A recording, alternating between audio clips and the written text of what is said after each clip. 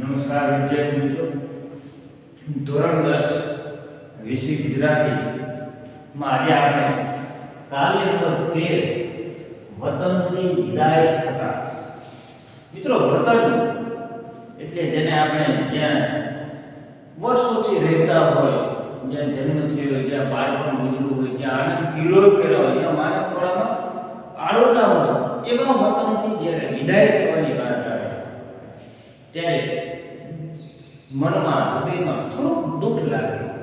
મારે વતન છોડીને જવાનું, કોઈને ઘર છોડીને જવાની ઈચ્છા નથી થતી. એટલે સરસ મજાની સોનેટ આપણને વતનથી વિદાય થતા જેના લેખક છે જયંત પાઠક, એ આપણને આ સોનેટ સમજાવે છે કે ભાઈ વતનથી વિદાય થઈએ ત્યારે કેવી પીડા અનુભવાતી હોય. એનું આ કાવ્યમાં અનુભવાતી પીડાનું આલેખન છે. કાવ્યનો પ્રકાર છે સોનેટ કાવ્ય. મિત્રો, સંદર્ભ શેમાંથી લેવામાં આવેલું છે? વતનથી વિદાય થતા કાવ્ય એ સોનેટ શેમાંથી લેવામાં આવ્યું છે? તો અંતરિક્ષમાંથી લેવામાં આવેલું છે. ક્ષણોમાં જીવું છું. મિત્રો, એ કવિનો સમગ્ર કવિતાનો ગ્રંથ છે. પ્રશ્ન એવો પૂછાય જોડકા સ્વરૂપે કે હેતુલક્ષી એક વાક્યમાં વતનથી વિદાય થતા કાવ્યનું સાહિત્ય પ્રકાર જણાવો, તો શું આવે? સોનેટ. વતનથી વિદાય થતા લેખકનું નામ જણાવો, કવિનું નામ, લેખકનું નામ, કવિનું નામ જયંત પાઠક. વતનથી વિદાય થતા સોનેટ શામાંથી લેવામાં આવ્યું છે? અંતરિક્ષમાંથી. યાદ રાખવાનું. અને સમગ્ર કવિતા જયંત પાઠકની કઈ કવિતા સંગ્રહ છે? તો ક્ષણોમાં જીવું છું. મિત્રો, આટલું આપણે યાદ રાખવાનું છે. પુસ્તક બધા સાથે રાખો, જ્યાં અંડરલાઈન કરવાનું કહો તે જગ્યાએ અંડરલાઈન કરવાની છે. મિત્રો, જયંત પાઠક જન્મ 20/10/1920 થી જન્મ થયો એમાં 1920 માં અવસાન 1/3/2003. જયંતીલાલ હિંમતલાલ પાઠકનો જન્મ. જયંત પાઠક જયંતીલાલ હિંમતલાલ પાઠક પૂરું નામ છે. જન્મ ગોઠ પંચમહાલ જિલ્લામાં થયો હતો. તેમણે દાહોદ અને સુરતની કોલેજોમાં અધ્યાપક તરીકેની કામગીરી કરી.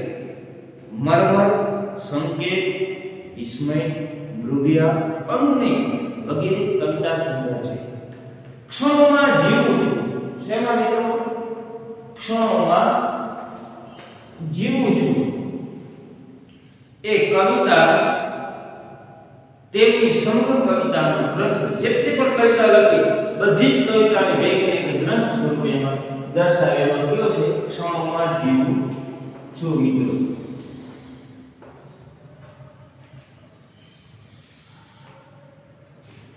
વાંચનારે તેમની નોંધપાત્ર સ્મરણ કથા છે. કેવી? યાદ અંડરલાઈન કરવાની છે. ક્ષણોમાં જીવું છું અને વાંચનારે મનાચર તેમની નોંધપાત્ર સ્મરણ કથા છે. આધુનિક કવિતા પ્રવાહ, આરોપ, ભાવયંત્રી, ક્રમિક, દ્રવ્યમય એમના વિવેચન ગ્રંથો છે. તેમને રણજીતરામ સુરચંદ્ર કેનાયત થયો છે. સાહિત્ય અકાદમી ગાંધીનગર અને સાહિત્ય અકાદમી દિલ્હીનો એવોર્ડ પણ પ્રાપ્ત થયો છે. મિત્રો, અહીં આપણે જે સોનેટની વાત કરવાની છે. જો સોનેટ એટલે 14 પંક્તિઓમાં રચાયેલું કાવ્ય એટલે સોનેટ. આ સોનેટ છે મિત્રો, એ સોનેટ અંગ્રેજી સાહિત્ય પ્રકાર છે. ઉર્મી કાવ્ય. સોનેટ એટલે એક પ્રકારની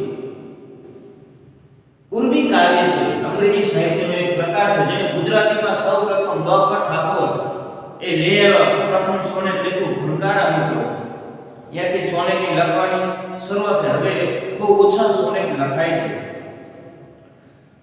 સોનેટના મિત્રો એમાં 3 પેટા પ્રકાર છે. સોનેટમાં અહીં જે આપણે ભણવાનું છે, તમે સોનેટ જોશો, આખું કાવ્ય જોશો તો પહેલી 4 લાઈન છે, બીજી 4 લાઈન છે, ત્રીજી 4 લાઈન, 2 લાઈન. મિત્રો, એ સોનેટના પ્રકારો 3 પ્રકારે સોનેટ છે. શેક્સપિયર સાહિત્ય સોનેટ, પેટ્રાર્ક સાહિત્ય સોનેટ અને મિલ્ટોનિક સાહિત્ય સોનેટ. અહીં જે આપણે આપ્યું છે વતનથી વિદાય થતા એવું કે છે શેક્સપિયર કેવું છે મિત્રો? શેક્સપિયર શાહી સોનેટ છે.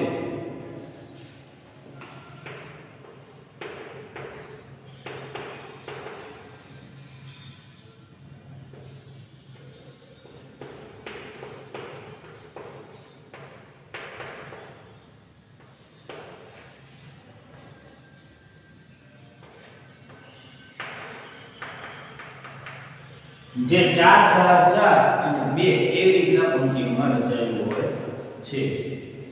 આ પ્રકાર શેક્સપિયર શાહી સોનેટનો છે મિત્રો. અહીં જે આપણે વતનથી વિદાય થતા એ છે ભણવાનું સોનેટ એનો પ્રકાર. વર્ષો પછી વતનમાં પાછા ગયેલા કાવ્યનાયકને વતનથી વિદાય થવાનું હોય છે ત્યારે અનુભવાતી પીડા આ સોનેટમાં વ્યક્ત થઈ છે. વર્ષો પછી જ્યારે કાવ્યનાયક એટલે એ કવિ પોતે જ જ્યારે પોતાના વતનથી વિદાય થાય છે અને વિદાય થાય ત્યારે જે પીડા દુઃખ અનુભવાય છે એ વ્યક્ત કરતું આ સોનેટ છે. મિત્રો સોનેટ છે ને શિખાણી છે, મંદાક્રાંતા, હરિણી, પૃથ્વી, સ્ત્રગધરા અને શાર્દુલ વિકૃતિ આવા છંદોમાં સોનેટ રચાય છે મિત્રો કે જે અક્ષરમેળ કેવા અક્ષરમેળ છંદોમાં એ જોવા મળે છે સોનેટની રચનાઓમાં. અહીં આ સોનેટમાં કાવ્યનાયકને વિદાય થવાનું હોય વતનનું જે પીડા અનુભવે એની વાત રહી છે. ઘણા વર્ષો પછી જે વન જન વન એટલે જંગલ, જન એટલે મનુષ્યો, માણસો, ખેતર, કોતર, ડુંગર, નદી મળ્યા હતા અને એમને છોડવાની ક્ષણ આવી ગઈ. જે એમને આ બધું જ મળ્યું, હવે એમને છોડવાની, મૂકી દેવાની એ સમય આવી ગયો. જેમ ઢોર વેચાઈ ગયા પછી પોતાના મૂળ ઘરને જંખતું હોય એમ કવિ પોતાના મૂળ પરિવારને જંખ્યા કરે છે. ઢોર હોય ને આપણે ગાય, ભેંસ, બળદ, મિત્રો એને વેચી દે બીજાને. વેચી દે ને એટલે પછી એના ઘરે જતું રહેશે. એ આનાકાની નથી કરતું, નહીં જાઓ, હું ત્યાં નહીં જાઉં. ઘણી વખત હોસ્ટેલમાં છોકરાને મૂકવાનો હોય ને તો ના પાડે, નથી જાવ, હું હોસ્ટેલમાં નહીં રહું. ઢોર છે એ ત્યાં જતું રહે છે પણ એને ઘરની યાદ, જે પોતાનો મૂળ ખીલો, મૂળ જગ્યા એની યાદ આવે. હોસ્ટેલમાં રહેતા છોકરાને ઘરથી હોસ્ટેલ મોકલો ને પછી એને ઘર બહુ જ બહાદુર લાગે. શું કા? ઘરે આનંદ તો જે હોસ્ટેલમાં નથી આવતો, ઘર પોતાનું લાગતું, અહીંયા પોતાનું લાગતું નથી. જેમ જમતું હોય, જેમ ઈચ્છતું હોય પાછું જવા, એમ અહીં કવિ વતનથી જ્યારે છૂટા પડવાની વાત એવી ઝંખના અહીં પાછી કવિને થાય છે. પગ ઉડાડતા નથી, પગ ઉપડતા નથી, ઉડાડતા હવે પગ ઝડપથી નથી છોડીને જવા માંગતા. જેમ વહી ગયેલું પાણી પાછું નથી આવતું એમ વહી ગયેલો સમય પણ પાછો આવતો નથી. એક વખત વહી ગયેલું પાણી મિત્રો પાછું નથી આવતું અને વહી ગયેલો સમય समय समय बलवान है नहीं के पुरुष बलवान. काबे अर्जुन लुटियो वही धनुष वही बाण. काबे नामનો એક લૂંટારો હતો, નાનો લૂંટારો જેને અર્જુનને લૂંટી લીધો મિત્રો. કેવું? શા માટે? જો કીધું ને કે વહી ગયેલું પાણી અને વહી ગયેલો સમય ક્યારે પાછા નથી વળતા. અર્જુનનો સમય હતો મિત્રો એક સમય કે એના ધનુષના ટંકારથી ધરતી ગુંજાવી દેતો. પણ જ્યારે એનો ખરાબ સમય આવ્યો ત્યારે મિત્રો એક કાબે નામનો સામાન્ય લૂંટારો અર્જુનને લૂંટી લે. આવો મહાન ધનુર્ધારી, પૃથ્વી પરનો મહાન ધનુષ ધારીને એ કાબે નામનો સામાન્ય લૂંટારો લૂંટી લે. સમય ક્યારેય કોઈનો એક સરખો નથી રહેતો, ઉતાર ચઢાવ આવે છે પણ સમયને સાચવી રાખે. એટલે કે છે વહી ગયેલું પાણી અને વહી ગયેલો સમય પાછા આવતા નથી. એક કૂતરો પણ થોડી વાર પાછળ પાછળ આવીને એની હદ પૂરી થતા પાછો વળી જાય છે. એ સ્વાભાવિકતા ભર્યું આલેખ થઈ છે. કૂતરો આપણી શેરીમાં રહેતો ને મિત્રો, શેરીના નાકા સુધી કૂતરો આવે પછી એને એમ થાય કે હવે અહીંયાથી મારી હદ મારી સીમાનો મારી હદ પૂરી થઈ ગઈ છે, મારી સીમા, એટલે અહીંયાથી આગળ અહીંયાથી પાછું વળી જાય, અહીંયાથી તમારી સાથે સાથે આવે પછી પાછું વળી જાય. એની ભાવના સ્વાભાવિકતા ભરી ભાવના કે સ્વાભાવિક છે. અંતે કાવ્યનાયકને ભ્રમ થાય છે કે જેમ બાળક વિષયને એની માં એને પાછું બોલાવતી હોય એમ મને બોલાવે, મારી માં બોલાવે છે.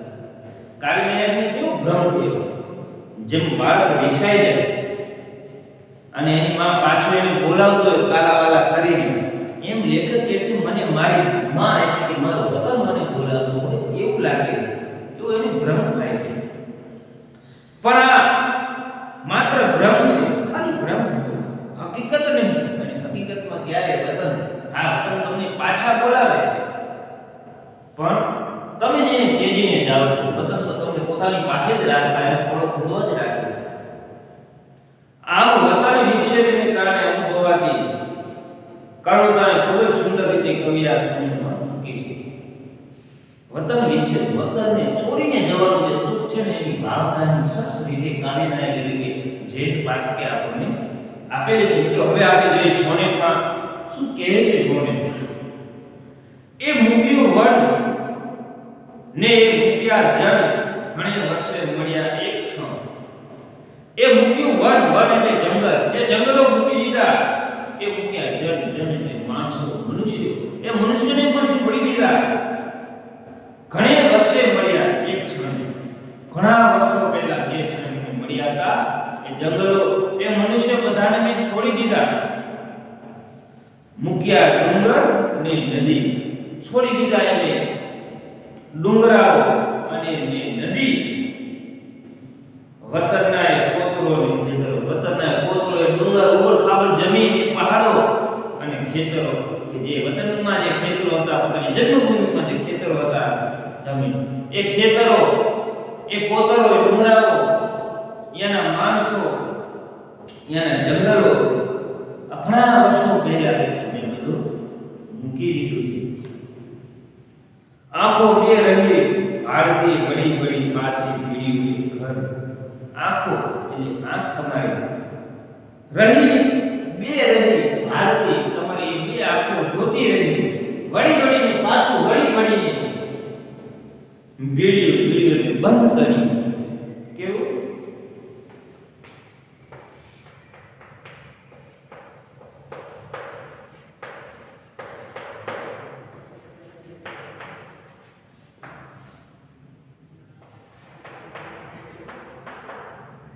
કે છે ઘરને બંધ કરી, એ ઘર ભીડું બંધ કરી દીધું, ઘરને મેં બંધ કરી દીધું.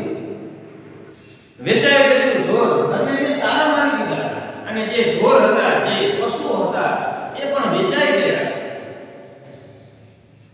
જેમ તલખે કોઠાર છોડ્યું ધણ. શું કીધું?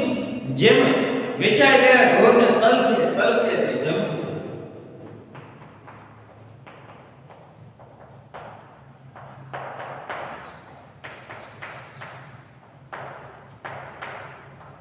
કે જેમ વેચાઈ ગયેલું ઢોર જેમ કિલો જમકે છે, અને કોઠાર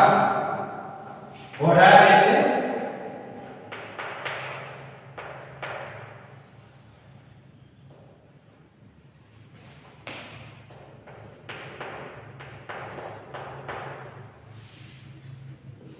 શું કે છે?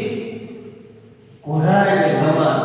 જેમ વેચાઈ ગયેલું ઢોર એ કોઠાર એ ગમાનને જમકે છે, ફરી પાછું ત્યાં જવા ઈચ્છે છે, જમવું એટલે ઈચ્છવું, એ ઈચ્છે છે. એવી જ રીતે છોડ્યું એ ધણ. એ ધણ જે ગામના બાગોળમાં, ગામના પાદરમાં જે ગાયો ભેગી થાય એ ધણ, ગાયોનો સમૂહ એટલે કે ગોધન, એ ધણ પણ છોડી દીધું. મેં વેચી દીધા ઘર, બંધ કરી દીધું ઘરને, તાળું મારી દીધું, વેચી દીધા ઢોર, અને એ ઢોર ઝંખે છે ઘરમાં ખીલાય કમાણે જવા માટે, ને ધણ એ ગાયના ધણમાં જવા માટે ઝંખે છે. કેળી આગળ જાય પાય અવડા કેમ કરી ઉપડે. કેળી પગદંડી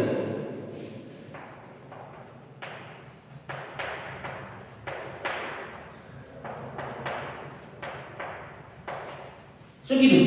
કેડી એટલે કે પગદંડી આગળ જાય, પાય પાય એટલે પગ.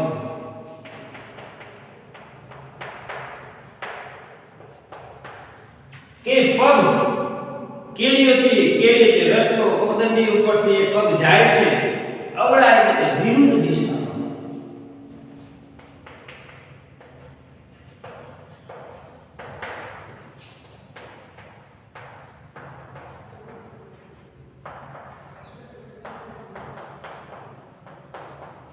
વિરુદ્ધ દિશામાં જાય છે. કેમ કરી ઉપડે? આજે કેમ એ સામા નથી ઉપડતા? વિરુદ્ધ દિશામાં જાય છે કે છે એ પગદંડી ઉપર, એ રસ્તાએ રાહ ઉપર મારા પગ આજે કેમ અવળા ઉપડે? કેમ એ વતન તરફ નથી જતા? આંખો જાય ભરાય, આંખો ભરાય ગઈ.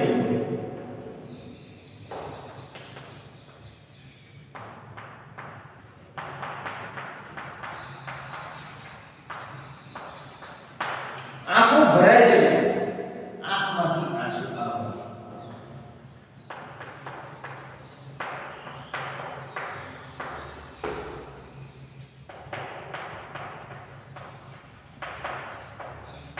આંખમાંથી આંસુ આવવા એટલે દુઃખ લાગવું, આંખો ભરાઈ જાય, ભરાઈ જાય. વાત એટલે રસ્તો.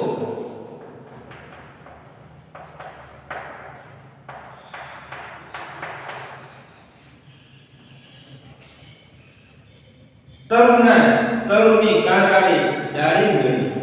તરુ એટલે ઝાડ.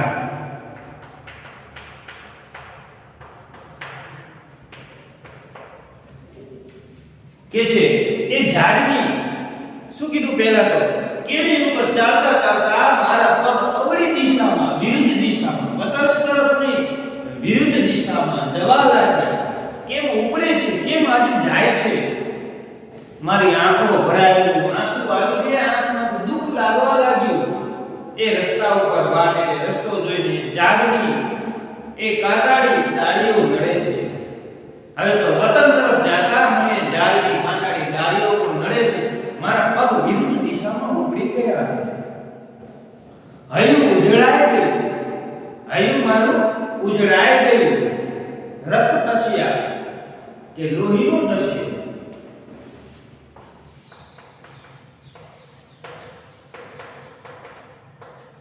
રક્ત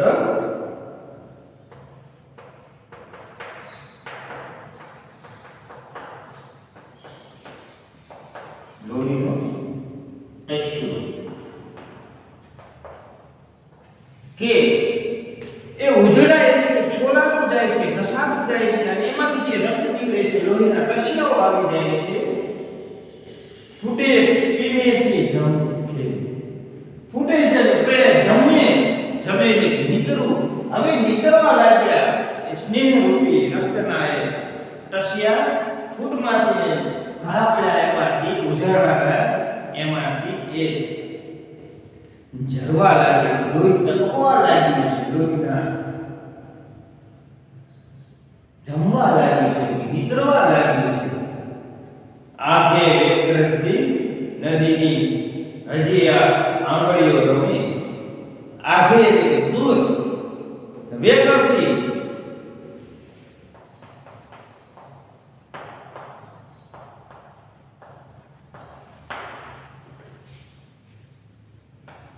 નદીની નાની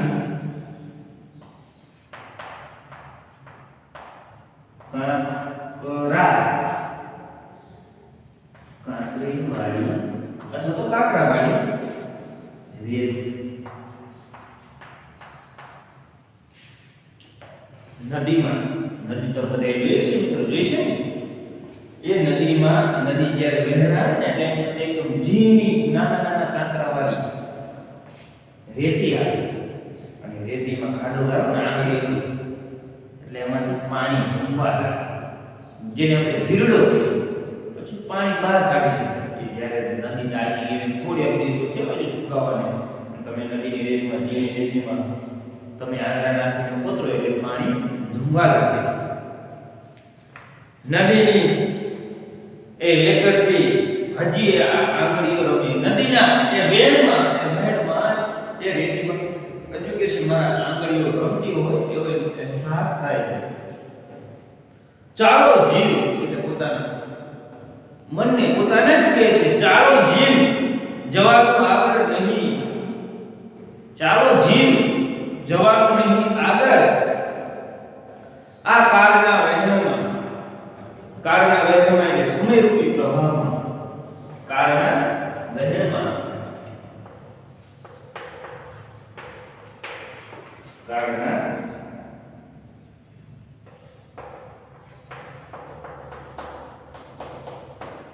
સમયરૂપી પ્રવાહમાં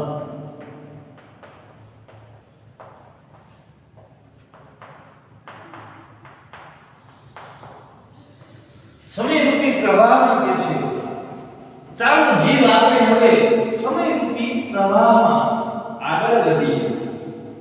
પાછા ઉપરવાસ અશક્ય, ઉપરવાસ એટલે વિરુદ્ધ દિશામાં એટલે ઉપરવાસ. મિત્રો અવડા ઉપરવાસ એટલે કે વિરુદ્ધ દિશામાં વિરેજે કે હવે શું કીધું સમયરૂપી પ્રવાહમાં પાછા નથી જવાનું, ભૂતકાળમાં આપણે સમયરૂપી પ્રવાહમાં આગળ રહેવાનું છે. ઉપરવાસ શક્ય નથી, વિરુદ્ધ દિશામાં એટલે કે ભૂતકાળમાં જવું શક્ય નથી.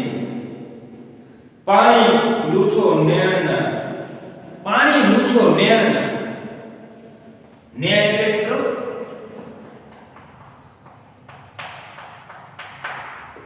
નેણ એટલે આંખ,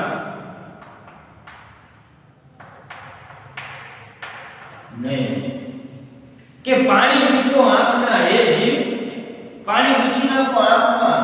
હવે આપણે સમયરૂપી પ્રવાહમાં આગળ જવાનું છે, આપણે ભૂતકાળમાં પાછા જઈ શકવાના નથી કે છે. ભારો લઈ ભૂતનો શિરે, ભારો લઈ ભૂતનો, ભૂત એટલે ભૂતકાળ.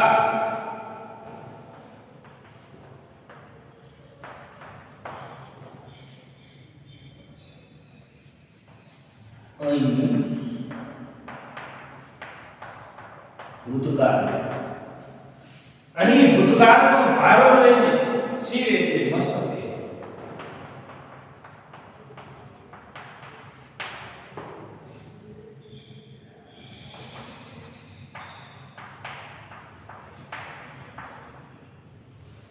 એટલે કે મસ્તક ઉપર ભારો લઈને ભૂતકાળનો મસ્તક ઉપર એટલે કે વજન લઈને ભારો રૂપી ભૂતકાળ લઈને મસ્તક ઉપર વણ પૂછીએ પૂછ્યા આગળ.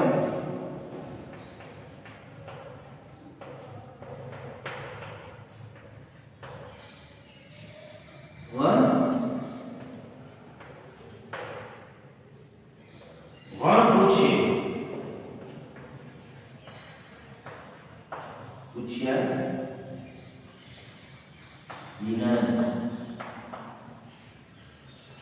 ભારો લઈ ભૂતકાળનો મસ્તક ઉપર પૂછ્યા વગરનું સા વેઠિયા ચાલુ. વેઠિયા ચાલુ એટલે વગર મહેનતે વેઠિયા ચાલુ.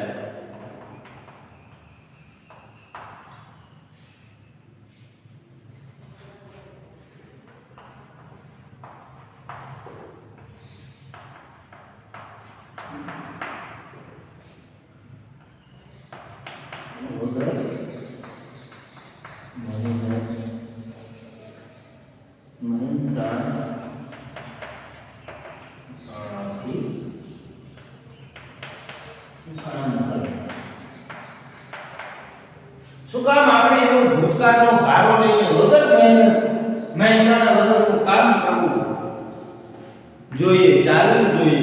કે આપણે કઈ મહેનતાનો ભૂતકાળનો ભાર લઈને જો આપણે ચાલશું તો આપણને કોઈ મહેનતાનું નથી મળવાનું. સાથ શ્વાન, શ્વાન એટલે સાથે શ્વાન.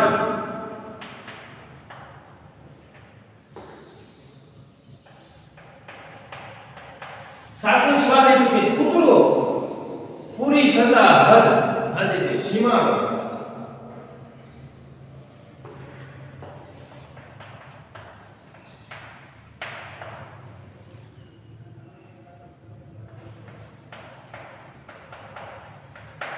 હદ એટલે સીમાડો. સીમ એની હદ જ્યાં પૂરી થઈ જાય છે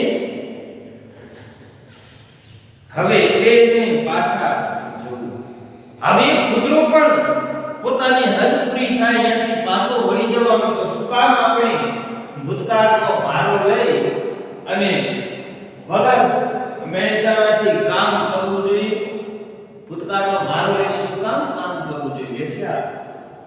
વેઠિયા ચાલુ કે છે વગર મહેનતાનું લીધા વગરનું કામ કરનાર. શું કામ આપણને ભૂતકાળની મહેનતાનું આપવાનું છે? યાદો છે પણ એ પણ છીનવી લેવાનું છે. એટલે કે કૂતરો પણ એને હદ સુધી જ આવે છે, ત્યાંથી પાછો વળી જાય છે. મિત્રો, છેલ્લી બે પંક્તિ આખા સોનેટના હાર્દને એના ભાવને રજૂ કરી દે છે. આખે ખેતર જોઉં બે કર એટલે હાથ.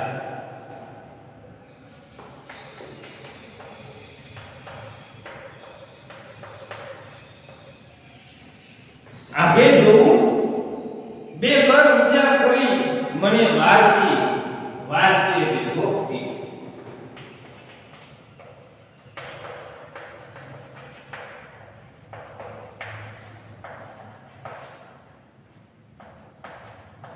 બે કર બે હાથ જોડીને ઊંચા કરીને જાણે મને વારતી મને રોકતી.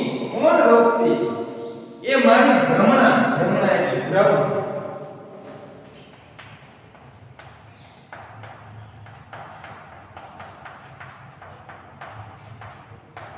ભ્રમ અને ભાસ કે મારી ભ્રમણા છે. મને બે હાથ ઊંચા કરીને મને રોકતી હોય, મને પાછી બોલાવતી હોય એવી મને ભ્રમણા છે. મને એવો આભાસ થયો. રિશાળ શિશુને, રિશાળ એટલે કે ક્રોધથી નારાજ થયો.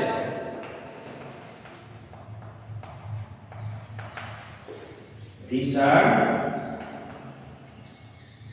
શિશુ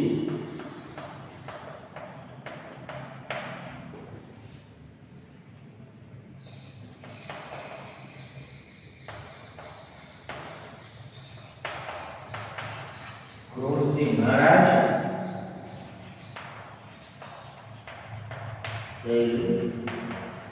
બાળક.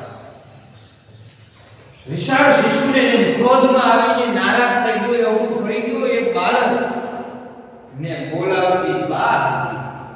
જેવી માં પોતાના બાળકને બોલાવતી, પાછી બોલાવતી. બાળક હોય કે ખીજાઈને પછી તરત જ મિત્રો ક્રોધમાં આવી જાય. હવે તારે લેવું નથી બોલવું એમ કે નવરું પડીને આવું જતું રહે. અને પછી જે માં પ્રેમથી વહાલથી બાળકને બોલાવે અને જે વહાલ નીકળે એ જ વહાલ આજે લેખકને એવું થાય છે કે જ્યારે પોતે વતન છોડીને જાય છે અને એની બા એને બે હાથ ઊંચા કરીને બોલાવે છે. જેમ શિશુને બોલાવતી હોય માતા, એમ આજે વતન છે જે પાછો કાવ્ય નાયકને બોલાવે છે બે હાથ ઊંચા કરીને કે તું નારાજ છે પણ હું તને છતાં પણ પ્રેમથી મારી પાસે બોલાવું છું, તું મારી પાસે આવી જા. એવું અહીં આ સોનેટમાં છેલ્લી પંક્તિમાં કે એ મારી ભ્રમણા હતી, મને ભ્રમ હતો. શિશુ, વિશાળ શિશુને બોલાવતી બા, જેમ એક નાના બાળકને માં બોલાવતી હોય એમ એ વતન મને પાછું બોલાવી રહ્યું હતું એવો મને ભ્રમ થયો. લેખક કહે છે. અને વતનથી જે જુદા પડવાની જે પીડા છે ને એ પીડા અહીં આ સોનેટમાં જૈન પાઠકે વ્યક્ત કરી છે. સરસ મજામાં સોનેટ છે એને આપણે અહીં એ જોયું. એમાં આપેલા પ્રશ્નો મિત્રો બીજા જો હેતુલક્ષી પ્રશ્ન છે એ પણ તમારે વિકલ્પ સ્વરૂપ છે એ પણ પાકા કરવા તમારે, કારણ કે પેપર સ્ટાઇલ બદલાય છે. સ્વાધ્યાયમાં બીજા પ્રશ્નનો એક પ્રશ્ન, ત્રીજાનો એક અને ચોથા પ્રશ્નનો પહેલો પ્રશ્ન એ તમારે તમારી નોટબુકમાં લખવાનો થશે. મિત્રો, અહીં આ વતનથી વિદાય થતા સોનેટને આપણે પૂર્ણ કરીએ છીએ.